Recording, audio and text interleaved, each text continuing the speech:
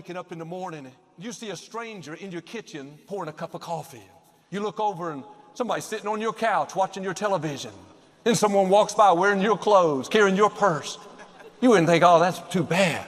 They're taking my stuff, invading my privacy. No, number one, you'd throw them out. And number two, you would start locking your door. You would make sure that it was dead bolted so no strangers could get in. The mind is the same way. If you're not setting your mind, you're leaving the door unlocked. In His name, God bless you. I want to talk to you today about set your mind.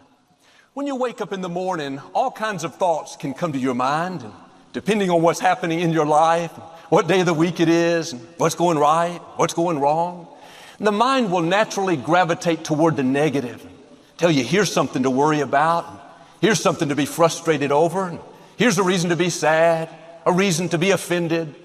We can't stop these thoughts from coming, but here's the key. Nobody can force you to think them. You don't have to dwell on those thoughts. You can choose to dismiss them and not pay any attention. You have complete control over your thought life. And it's so important that you be selective because your life is going to follow your thoughts. What you think about is setting your direction, impacting your mood, determining your attitude. Thoughts create feelings.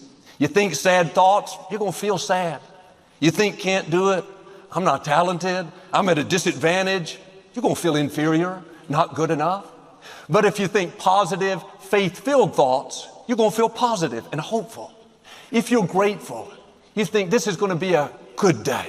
Lord, thank you that I'm alive and that I have family to love, a job to go to, that I'm healthy and strong.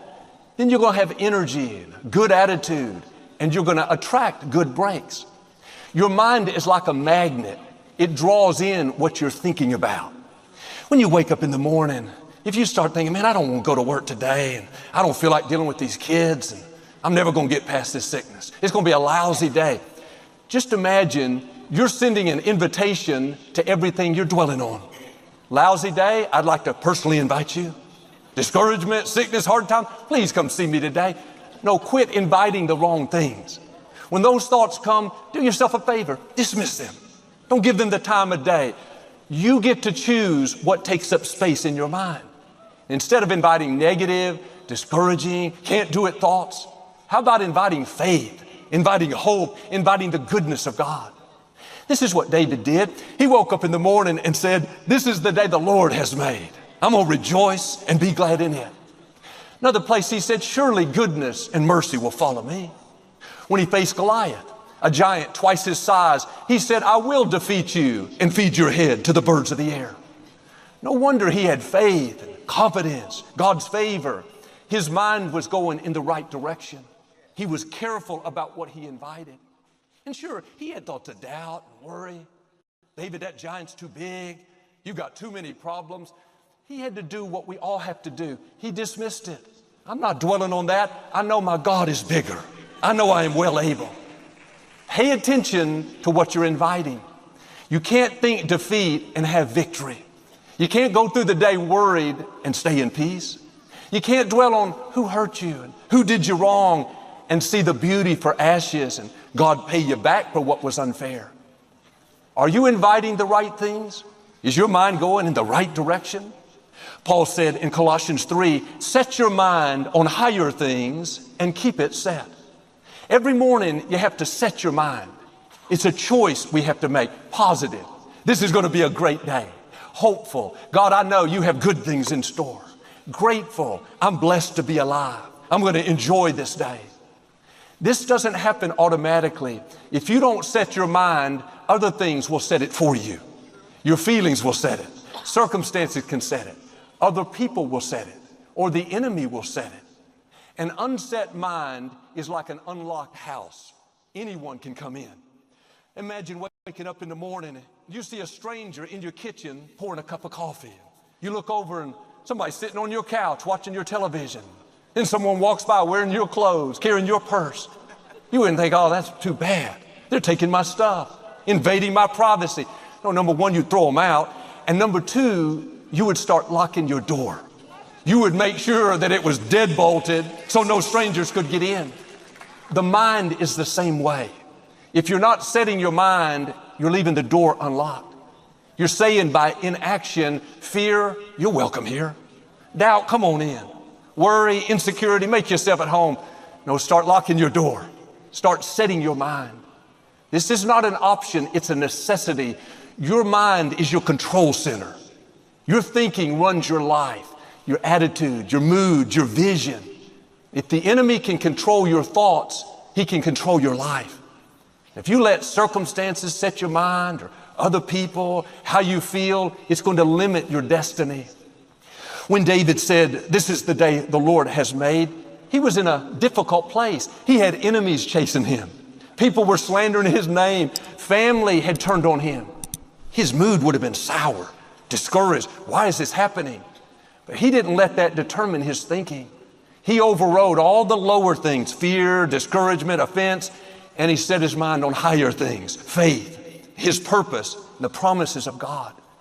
This is something we need to do on a daily basis. Just like we brush our teeth, we comb our hair, we also set our mind. We get in agreement with who God says we are, the higher things. That's why every service we make that declaration: I am blessed, I am strong, healthy, talented, victorious, a masterpiece. That's not just being positive, that's setting your mind. That's locking out the fear, the worry, the doubt.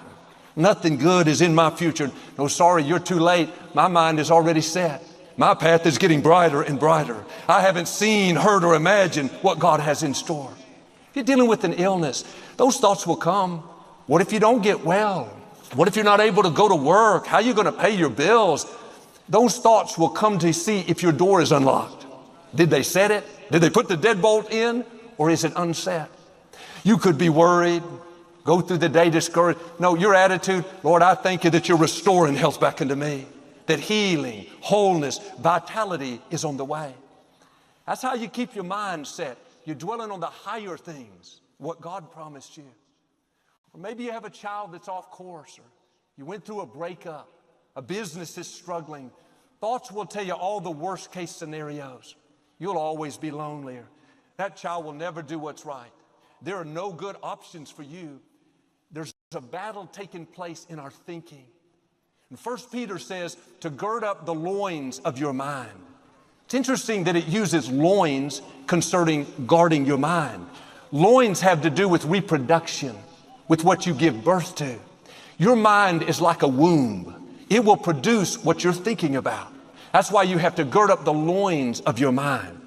Well, the scripture says that Satan is a liar and the father of all lies. If he's the father, he has no power unless he can find a womb. He needs somewhere to plant his lies so they will grow and eventually be given birth to.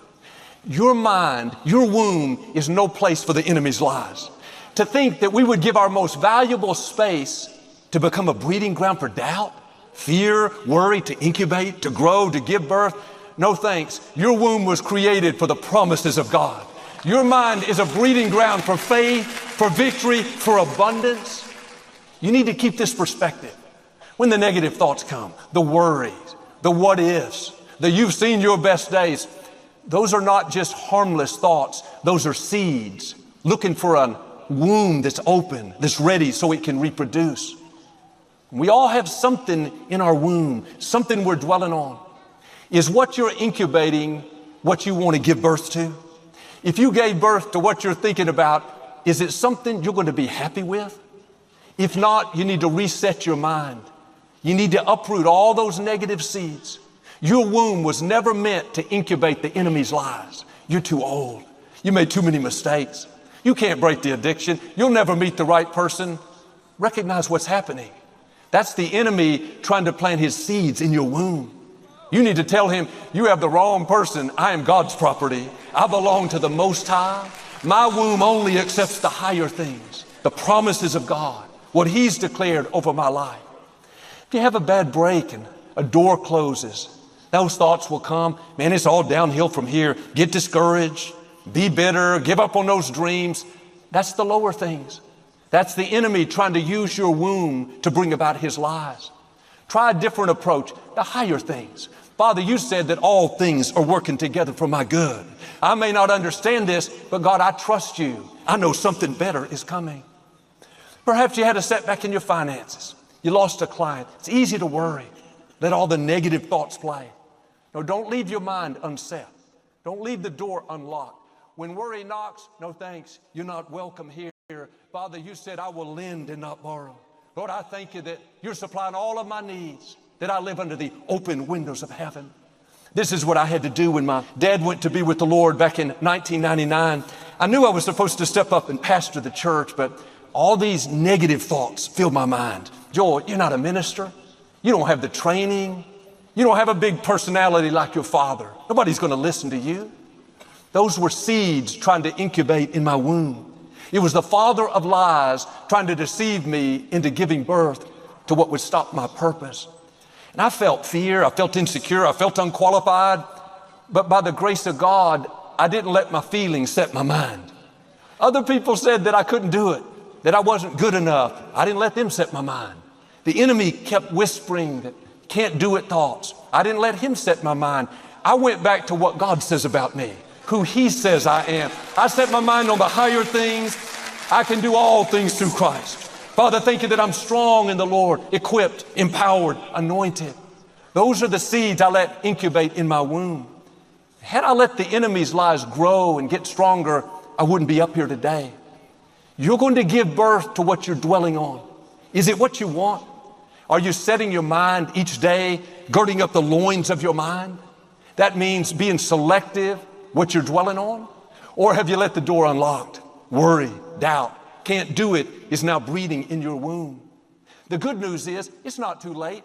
You can reset your mind today. You can empty out all